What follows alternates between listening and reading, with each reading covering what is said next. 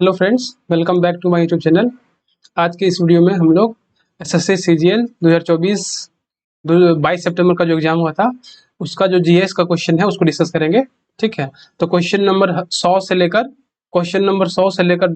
पूरे लास्ट तक 150 तक जीएस का क्वेश्चन है, हम लोग उसको डिस्कस करेंगे। ठीक है, क्वेश्चन नंबर 1 से लेकर क्वेश्चन नंबर 150 तक। ठीक है, और पूरा डिटेल में हम लोग इसको देखेंगे। ठीक है, तो आइए, हमारा पहला क्वेश्चन है।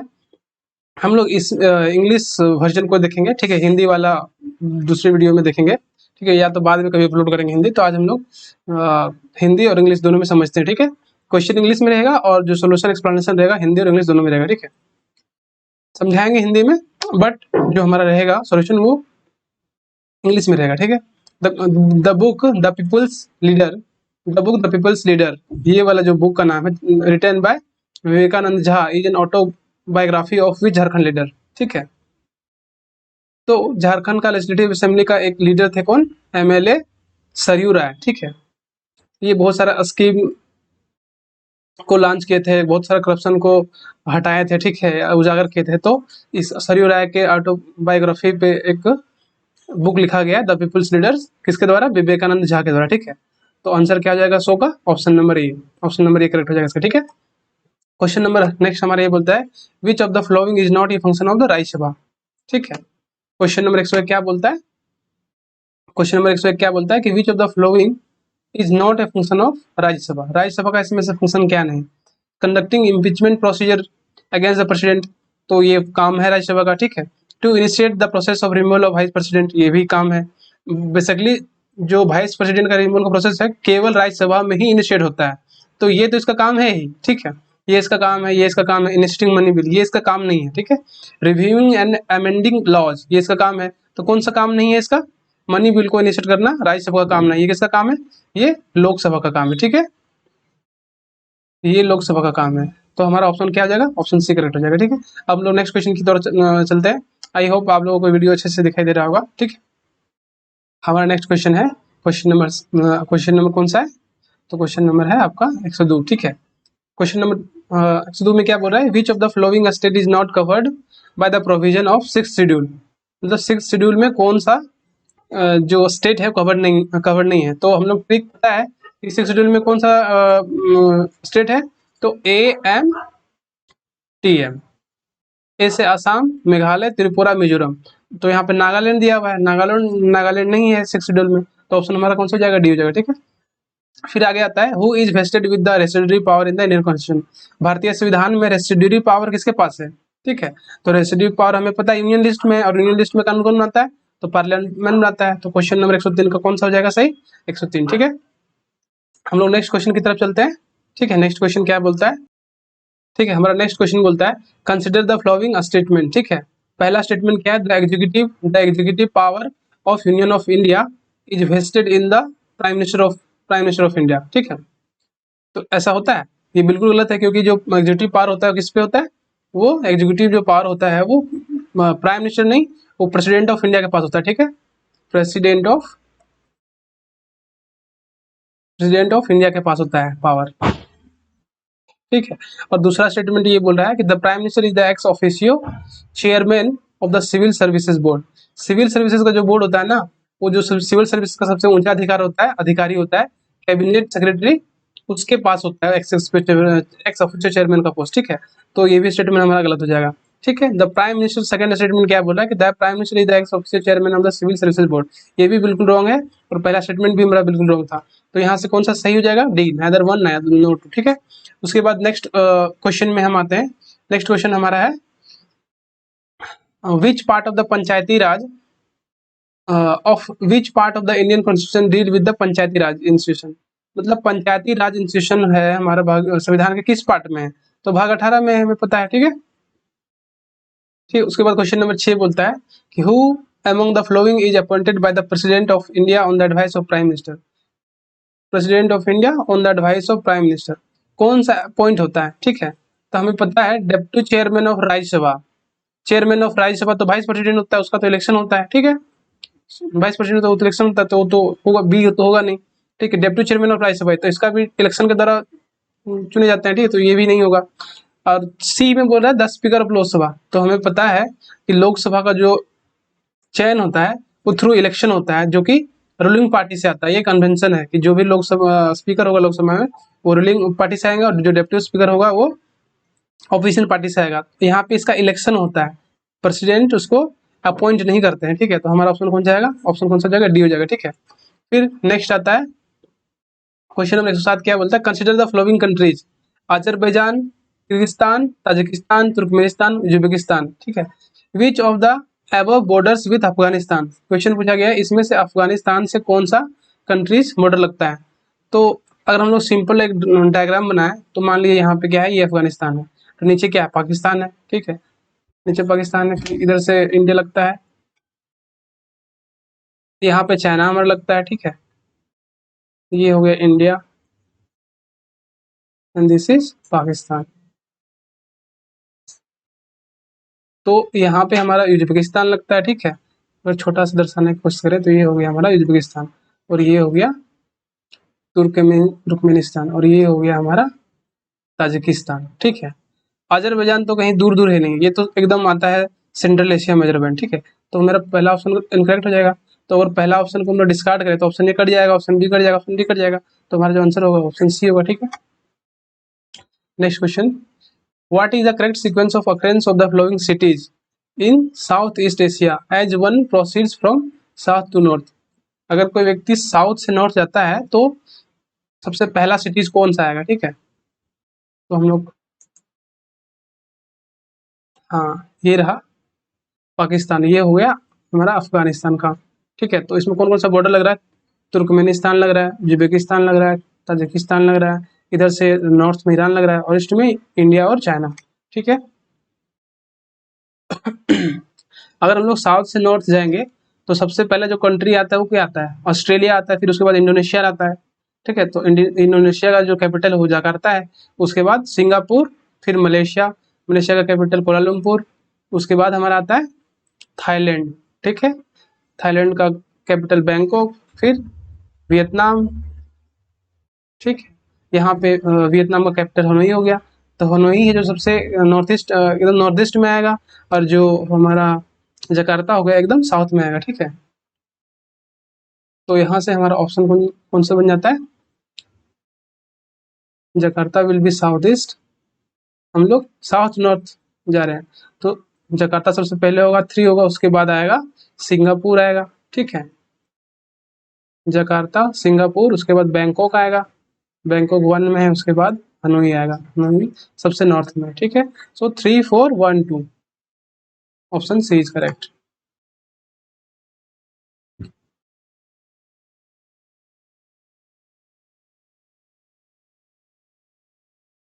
क्वेश्चन नंबर 109 में ये बोलता है, arrange the following dynasties of Vijayanagar empire into chronological sequence, ठीक है।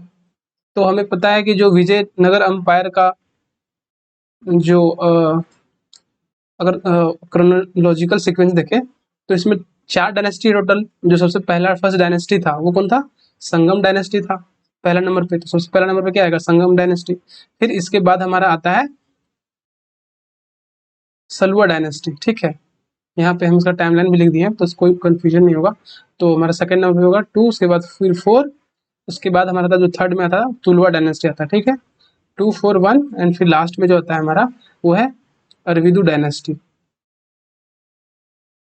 2 4 1 3। So option B will be correct answer. Next question हमारा है, who among the following kings had given the patronage of Tansen before Akbar, ठीक है। तानसेन एक बहुत ही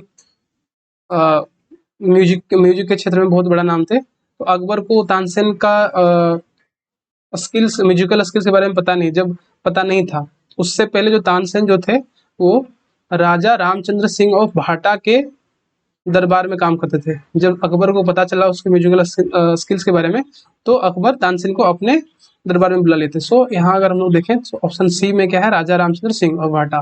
सो ऑप्शन सी करेक्ट हो जाएगा यहाँ पे हमारा। नेक्स्ट क्या है, नेक्स्ट है हमारा, which of the following institution belong to foreign trade, ठीक है। फॉरेन ट्रेड से संबंधित हमारा कौन सा यहाँ पे इंस्टीट्यूशन है, ठीक है। तो पहला क्या बोलता है, श्रेणी बोलता है, दूसरा नंदेशी बोलता है, ठीक है। नगरम, नगरम एक प्रकार का सिटी के रूप में जाना जाता था जहाँ पे ट्रेड वगैरह होता था, ठीक है। तो ऑप्शन सी हमारा कट गया। फिर एक मनीग्रामा, ठीक है। तो Nanadesi were a group of traders होते थे, ठीक है। नंदा देशी एक ट्रेडर्स का समूह होते थे जो दूसरे देशों से आयात और निर्यात किया करते थे। तो हमारा अगर ऑप्शन देखिए यहाँ पे, तो ऑप्शन बी करेक्ट करेक्ट हो जाएगा, ठीक है। नंदा नंदा देशी बेसिकली होयसाला एम्पायर के समय में प्रचलित थे, जो कि मलाया हो गया, मगधा हो गया, कोसला हो गया, नेपाल, पर्सिया, इन सब कंट्रीज से वो ट्रेड करते थे, ठीक है। तो हमारा ऑप्शन बी ऑप्शन करेक्ट हो जाएगा, बी। नेक्स्ट क्वेश्चन है हमारा, the Maratha claim of revenue for protection is known by what name, ठीक है। मराठा के समय में कोई भी अगर लैंड को प्रोटेक्ट करना है ना, तो उसके लिए वो कुछ रेवेन्यू लेते थे, तो उसको क्या चीज के नाम जाना था, उसको हम लोग चौथ के नाम से जाना था, ठीक है।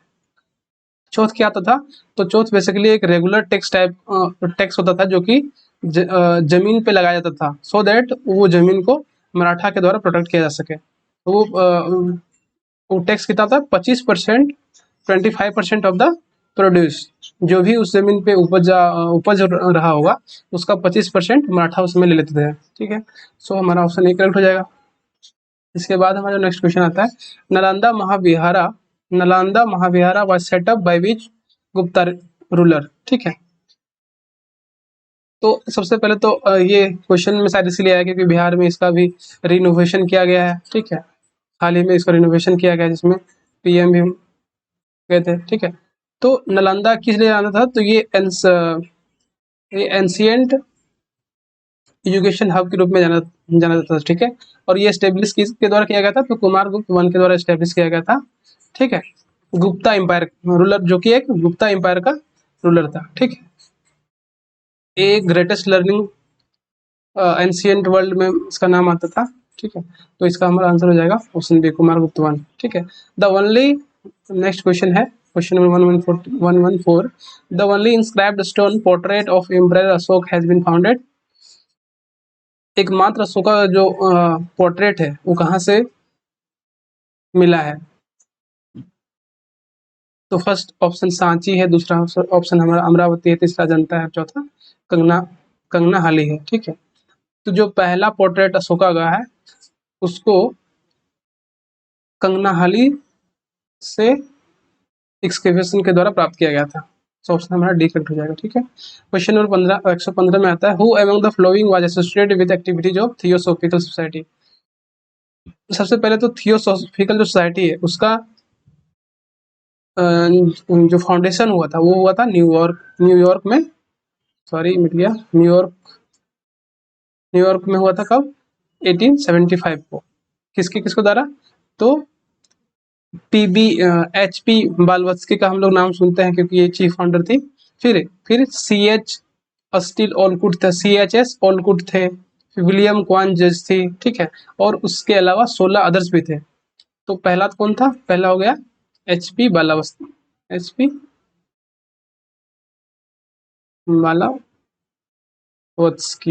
जो दूसरा इंपॉर्टेंट जो थे वो थे CHS ओलकोट, जो कि हमारा ऑप्शन डी में है, इसलिए ऑप्शन डी हमारा करेक्ट हो जाएगा, ठीक है। फिर नेक्स्ट क्वेश्चन आता है, separate electorate for representation of Indian Christians and Anglo Indians were created under the following act, ठीक है। तो इसमें 1861 तो हम लोग ऐसे ही डिस्कार्ड कर देंगे, हमारा दो एक्ट आता है 1909 और 1919। तो 1909 में separate separate electorate for Muslims को दिया गया था, जबकि यही जो सेपरेट रिप्रेजेंटेशन था इलेक्शन के लिए उसको 1919 में बढ़ाकर बहुत सारे कम्युनिटीज को इंक्लूड कर लिया गया था, जिसमें से एंग्लो इंडियन भी थे, इंडियन क्रिश्चियन भी थे, ठीक है। तो ऑप्शन हमारा सी करेक्ट हो जाएगा और ऑप्शन बी को हम लोग डिस्कार्ड कर देंगे। नेक्स्ट क्वेश्चन आता है 117 में, Mahatma Gandhi first attempt at leading an all India struggle was his call for satyagraha against which one of the following. Rowlatt act जब हुआ था तो उसके विरोध में सत्याग्रह निकाला गया था, ठीक है। ये तो फिर आता है नेक्स्ट क्वेश्चन, दामनी इको was created by British government to settle which of the following communities? Santhal को सेटल करने के लिए क्रिएट किया गया था, ठीक है।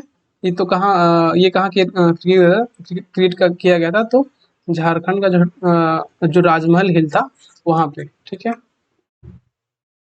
The tropic of cancer passes through how many Indian states? 8 कौन कौन से स्टेट है? गुजरात हो गया, राजस्थान, मध्य प्रदेश, छत्तीसगढ़, झारखंड, वेस्ट बंगाल, त्रिपुरा एंड मिजोरम, ठीक है। इसका एक शॉर्टकट भी ट्रिक है, तो उससे आप याद कर सकते हैं। नेक्स्ट क्वेश्चन है, how many nuclear power plant is are incorrectly paired with its location? Basically ये question power nuclear power plant और उसके लोकेशन पे बेस्ड है, ठीक है। तो पहला ऑप्शन ये बोलता है ककरापर एटॉमिक पावर स्टेशन कहाँ पे है, ठीक है। तो Kakrapar atomic power station Karnataka में बोल रहा है, जबकि ये है कहाँ? गुजरात में है, ठीक है। तो हमारा ये वाला रॉन्ग हो गया। सेकंड में बोल रहा है कुदनाकुलम न्यूक्लियर पावर प्लांट कहाँ है? तमिलनाडु में, ठीक है। ये बिल्कुल सही है, ये तमिलनाडु में ही है, ठीक है। फिर नेक्स्ट बोल रहा है नरोरा एटॉमिक पावर स्टेशन है राजस्थान में, जबकि नरोरा एटॉमिक पावर स्टेशन कहाँ है? यूपी में है। So option statement 3 is correct. ये कहाँ है? ये है हमारा उत्तर प्रदेश में। फिर फोर्थ में बोल रहा है Kaiga atomic power station Andhra Pradesh में, जबकि कैगा न्यूक्लियर पावर प्लांट है हमारा कर्नाटका में, ठीक है। ये कैगा न्यूक्लियर पावर प्लांट हमारा कहाँ है? कर्नाटका में। सो 4 भी इनकरेक्ट हो जाएगा। तो कितना pair correctly match incorrectly matched है? तो 1, 3 एंड 4। तो 3 पेयर इनकरेक्टली मैच है और एक करेक्टली मैच्ड है। फिर 121 में बोल रहा है arrange the following south Indian peaks from north to south में सजाना। पहला है डोडा बेटा, दूसरा है अनाईमुड़ी, तीसरा है मुलियांगिरी, फिर चौथा है कोडाईकनाल, ठीक है। तो हम लोग मैप के साथ रस करते हैं। तो पहला हमारा क्या था? मुलियांगिरी। ये कितने नंबर पे था? ठीक है, मुलियांगिरी 3 नंबर पे था। हमें सजाना है south, from north to south सजाना है, ठीक है। तो 3 नंबर सबसे पहले हो जाएगा। उसके बाद हमारा आता है डोडा बेटा। डोडा बेटा कितने नंबर पे था? तो डोडा बेटा हमारा 1 पे था, ये आ जाएगा हमारा 1 पे। उसके बाद कोडाईकनाल, कोडाईकनाल कितने पे था? कोडाईकनाल 4 पे था। तो सीक्वेंस क्या हो जाएगा? 3, 1, 4 एंड 2, 3, 1, 4 एंड 2, ठीक है। 3, 1, 4 एंड 2 ऑप्शन भी करेक्ट हो जाएगा। उसके बाद आता है perform, achieve and tax scheme in India is related to, किससे रिलेटेड है? तो पैट जो स्कीम था वो बेसिकली एनर्जी एफिशिएंसी को इंक्रीज करने के लिए आया था, ठीक है। The PAT scheme was introduced to improve energy efficiency in Indian industries and consequently reduce green house gases, ठीक है। तो ये एनर्जी एफिशिएंसी रिलेटेड था। इसके बाद हम लोग नेक्स्ट क्वेश्चन पे आते हैं विच one of the following is not correctly matched? कौन सा करेक्टली मैच नहीं है, ठीक है। पहला स्टेटमेंट ये बोलता है Periyar national park. Periyar national park कहाँ पे है?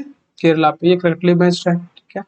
मधुमलाई नेशनल पार्क ये तमिलनाडु में, दिस इज तमिलनाडु।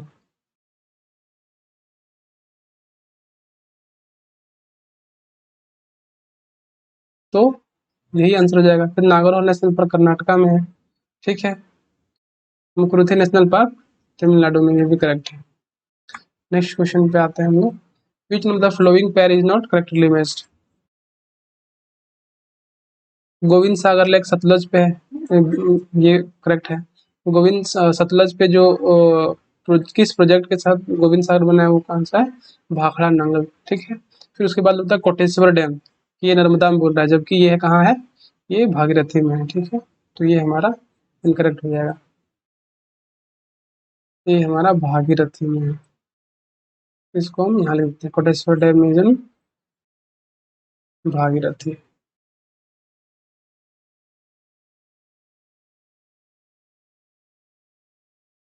ये भागीरथी पे है, ठीक है। ये उकई तापी पे है, ठीक है। और समलेश्वरम ये पेन्ना पे है, ये भी सही है। उसके बाद आता है नेक्स्ट क्वेश्चन हमारा है, which of the following sustainable development goal will target to water availability for all. तो सब हमें पता है कि सस्टेनेबल डेवलपमेंट गोल ऑफ 6 जो है वो वाटर से रिलेटेड है, और इसमें टोटल 6 सब टारगेट है। जो कि पहला टारगेट ये बोलता है कि 2030 तक जितने भी लोग हैं उसको सेफ और अफोर्डेबल पानी मिले, ठीक है। इसका जो सेकेंड टारगेट है ये बोलता है कि 2030 तक हर एक व्यक्ति को एडिक्वेट सैनिटेशन, हाइजीन और ओपन डिफेक्शन, मतलब जो ओपन डिफेक्शन होता है वो अंत हो जाना चाहिए 2030 तक, ठीक है। फिर जो चौथा है ये बोलता है कि 2030 तक water efficiency should increase across all sector, मतलब वाटर का जो यूज करने का एफिशिएंसी है वो सभी सेक्टर में इंक्रीज करना चाहिए, ठीक है। तो जो सस्टेनेबल डेवलपमेंट गोल 6 है वो इम्पोर्टेंट है बिकॉज क्योंकि सेफ वाटर और सैनिटेशन का जो एक्सेस है सभी लोगों के पास होना चाहिए। हाइजीन एक बेसिक ह्यूमन नीड है, ठीक है। नेक्स्ट क्वेश्चन आता है, the number of persons who remain unemployed for a maximum part of the year is called as usual status of unemployment, ठीक। ऑप्शन ए करेक्ट हो जाएगा हमारा। The economic survey of the economic survey एक minute the economic survey of India 2023 से 2024 highlights a projected real GDP growth rate in 2024 से 25 for India in the range of क्या, ठीक है। तो ये बेसिकली पीआईबी से पूरा उठा के दे दिया है। पीआईबी में क्या बोला गया यहाँ पे, ये रहा लाइन बाय लाइन।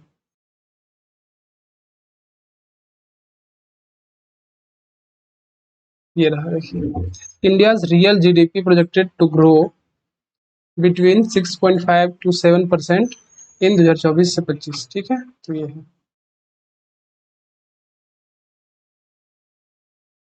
तो हमारा ऑप्शन डी करेक्ट हो जाएगा। फिर उसके बाद बोला कि as per economic survey 2023-24 India का जो forex reserve at end of March 2024 is sufficient to cover import for 11th month. ये भी पीआईबी से डायरेक्ट पूछा गया है, ये पीआईबी से आया है, ये भी रेस इंफॉर्मेशन और ब्यूरो से दोनों लिया गया, ठीक है। डायरेक्ट स्टेटमेंट लिया गया। हमारा नेक्स्ट आता है, what is the primary objective of project nexus. तो प्रोजेक्ट नेक्सस के तहत क्रॉस बॉर्डर पेमेंट को बढ़ावा देना था, ठीक है। तो ऑप्शन बी में हमारा ये कहता है to enable instant cross border retail payment. So option B correct हो जाएगा। उसके बाद जो हमारा क्वेश्चन नंबर 130 में आता है, question number this is question number 130, which Indian athlete became the first to win an individual gold medal in Olympics and in which event did they achieve this. तो नीरज चोपड़ा से पहले हमें पता है कि अभिनव बिंद्रा शूटिंग में जीत चुके हैं गोल्ड मेडल, ठीक है। पीवी सिंधु गोल्ड मेडल नहीं जीती है, सुशील कुमार रेसलिंग में भी गोल्ड मेडल नहीं जीता, ठीक है। तो ये तो ऑप्शन कट गया। गोल्ड मेडल जीतने वाले दो लोग हैं, एक तो अभिनव बिंद्रा और नीरज कुमार, ठीक है। तो अभिनव बिंद्रा पहले थे। नेक्स्ट क्वेश्चन आता है, which of the following is measured by anemometer. तो एनीमोमीटर से हम लोग फोर्स ऑफ विंड को मापते हैं कि विंड कितने स्पीड से बह रहा है या विंड का कितना पावर है। The ratio of kinetic energy of two bodies of same mass same दिया हुआ है। हमें पता है कि काइनेटिक एनर्जी का जो फॉर्मूला होता है वो होता है half M V square. Mass same दिया हुआ है, तो पूछा है इन दोनों का वेलोसिटी का रेशियो क्या हो जाएगा, ठीक है। ये मान लेते हैं ये V1 है, ये V2 है, और इसका रेशियो दिया जाएगा 4:9 का दिया हुआ। तो हाफ ऑफ कट गया, एम कट गया, क्या बचा V1/V2 इक्वल टू 2/3 हो जाएगा स्क्वायर रूट लगाने पर, ठीक है। तो हमारा ऑप्शन डी करेक्ट हो जाएगा। फिर नेक्स्ट क्वेश्चन आता है, हिमालयन नेटल जिसका नाम है जिरार्डिनिया डाइवर्सिफोलिया, जो कि एक सस्टेनेबल सोर्स है किसका, टेक्सटाइल फाइबर का। इससे ये बहुत न्यूज में था। हमारा नेक्स्ट क्वेश्चन है, increasing the amount of substance does not change, ठीक है। तो डेंसिटी चेंज नहीं होता है, ठीक है। ऑप्शन ए करेक्ट हो जाएगा। फिर नेक्स्ट क्वेश्चन है, कंसिडर द फ्लोइंग केमिकल्स। पहला है बेंजीन, दूसरा है कार्बन टेट्राक्लोराइड, तीसरा है सोडियम कार्बोनेट, चौथा है ट्राई क्लोरोइथिलीन, ठीक है। Which of the following is are used as dry cleaning chemicals, ठीक है। तो हमें पता है सोडियम कार्बोनेट को ड्राई क्लीनिंग ऑब्जेक्ट के रूप में यूज नहीं किया जाता है, ठीक है। तो इसमें से मेरा स्टेटमेंट 3 रॉन्ग हो गया, तो इससे जो हमारा ऑप्शन डी है वो इनकरेक्ट हो जाता है। बेंजीन कार्बन टेट्राक्लोराइड और ट्राई क्लोरो इथाइलिन को ड्राई क्लीनिंग के रूप में इस्तेमाल किया जाता है, ठीक है, ड्राई क्लीनिंग में यूज होता है वो। उसके बाद आता है Raman effect. Raman effect deals with the light rays passing through all transparent medium. Option B हमारा कर जाएगा, ठीक है। फिर सीएनजी में क्या होता है, क्या कंसिस्ट होता है, वो मीथेन होता है सीएनजी में, CH4, ठीक है। ऑप्शन ये हमारा करेक्ट हो जाएगा। उसके बाद आता है which one of the following compound is use as sedative. तो सेडेटिव के रूप में पोटेशियम ब्रोमाइड का यूज किया जाता है, ठीक है। तो ऑप्शन हमारा बी करेक्ट हो जाएगा। नेक्स्ट क्वेश्चन है which of the following fertilizer leaves maximum acidity in the soil. तो जिसमें नाइट्रेट ज़्यादा होगा वही नाइट्रेट प्लांट के द्वारा एब्जॉर्ब नहीं किया जाता है और जाके वो सॉइल में एकोमोडेट हो जाता है। तो अमोनियम नाइट्रेट ज़्यादा से ज़्यादा एसिडिटी पैदा करता है सॉइल में, ठीक है। नेक्स्ट क्वेश्चन है which one of the following is a mixed fertilizer. NPK, sodium potassium phosphorus, मुझे पता है ये वाला है, ठीक है, बी करेक्ट हो जाएगा आंसर। उसके बाद 141 में बोलता है radio activity dating is technique which can be use to measure the age of rocks, ठीक है। इसमें मुझे डाउट है, मुझे ए और डी में डाउट है, तो इसको छोड़ देते हैं, ठीक है। नेक्स्ट क्वेश्चन चलता है। हमारा नेक्स्ट क्वेश्चन है the chief source of hydrogen sulphide pollutant is क्या है। ये यूपी PCS में आ चुका है, ठीक है, और हम लोग उसको पहले लगाए भी थे। उसका आंसर क्या था, decaying vegetation and animal matter, ठीक है। इससे सबसे ज्यादा हाइड्रोजन सल्फाइड मिलता है, ठीक है। फिर नेक्स्ट क्वेश्चन है हमारा, नेक्स्ट क्वेश्चन है कि which of the following is not a function of digestive system. तो इनमें से डाइजेस्टिव सिस्टम का कौन सा फंक्शन नहीं है, कौन सा फंक्शन नहीं है, ठीक है। तो एब्जॉर्प्शन ऑफ न्यूट्रिएंट, ये तो होता है कि जब पाचन क्रिया होता है तो उसमें न्यूट्रिएंट जो रहता है उसका तो होता है, फिर उसमें वेस्ट प्रोडक्शन बनता ही है, ठीक है। मैकेनिकल ब्रेकडाउन ऑफ फूड ये भी होता है। प्रोडक्शन ऑफ एंटीबॉडी सी बोल रहा है, तो ये नहीं होता है, ठीक है। ऑप्शन नंबर सी करेक्ट हो जाएगा, ठीक है। नेक्स्ट क्वेश्चन है कि which hormone is responsible for the development of secondary sexual characteristics in males. तो बेसिकली 3 हार्मोन होता है, एस्ट्रोजन, प्रोजेस्टेरोन और टेस्टोस्टेरोन। तो जो मेल में जो रेस्पॉन्सिबल होता है for the secondary sexual characteristics के लिए क्या होता है, टेस्टोस्टेरोन होता है, ठीक है। और जो एस्ट्रोजन और प्रोजेस्टेरोन होता है वो फीमेल में होती है। Progesterone secondary sexual activity characteristic के लिए रिस्पॉन्सिबल होती है, और एस्ट्रोजन उसका ठीक है, और फिर वो कुछ होता है, ठीक है। 146 में क्या है, the process by which cells divide to produce identical copies of themselves is called mitosis, ठीक है, मिटोसिस बोला जाता है। ये हम लोग बायोलॉजी में पढ़ेंगे, लुसेंट का पार्ट है, ठीक है। नेक्स्ट क्वेश्चन है कि which of the following is not A type of carbohydrate, ठीक है। तो इसमें हमें पता है कि लिपिड जो है ना कार्बोहाइड्रेट में नहीं है। जितना भी कार्बोहाइड्रेट होता है वो वाटर में सॉल्युबल होता है, लिपिड वाटर में नॉन सॉल्युबल है, ठीक है। उसके बाद नेक्स्ट क्वेश्चन है solar energy is converted into ATP in chloroplast. क्योंकि जब पौधा जो सनलाइट में क्या होता है, सनलाइट के प्रेजेंस में क्लोरोफिल वो भोजन बनाता है, ठीक है। तो सन एनर्जी को वो ATP पे कन्वर्ट करता है, ठीक है, क्लोरोप्लास्ट करता है। नेक्स्ट क्वेश्चन है which of the following is the smallest unit of biological classification, ठीक है। तो हमें पता है कि जो सीक्वेंस है बायोलॉजिकल क्लासिफिकेशन सबसे छोटा आता है किंगडम आता है, ठीक है, किंगडम आता है। उसके बाद आता है फाइलम आता है, किंगडम पहला नंबर पे आता है, किंगडम दूसरे नंबर पे आता है, फाइलम, ठीक, तीसरे नंबर पे आता है क्लास, तीसरे नंबर पे आता है क्लास, यहाँ ऑप्शन पे नहीं क्लास, चौथे नंबर पे आता है हमारा ऑर्डर, ठीक है, चौथे नंबर पे आता है ऑर्डर, फिर आता है फैमिली, उसके बाद आता है जीनस, उसके बाद आता है स्पीसीज, ठीक है। तो ऑप्शन क्या हो जाएगा, ऑप्शन करेक्ट हो जाएगा, ठीक है। लास्ट क्वेश्चन हमारा आज का है which of the flowing hormone is responsible for the fight और फ्लाइट रेस्पॉन्सिबल इन ममल्स। तो ममल में लड़ाई करने की प्रवृत्ति कौन से हार्मोन के कारण होती है, तो हमें पता है एड्रेनालाइन के कारण होती है, ठीक है। सो ऑप्शन ये हमारा करेक्ट आंसर हो जाएगा। ठीक है, अगर आपको वीडियो अच्छा लगा हो तो लाइक और सब्सक्राइब करें। ठीक है, आने वाले लेक्चर में आपको पूरा हर एक एग्जामिनेशन का सॉल्यूशन मिलेगा। ठीक है, थैंक यू।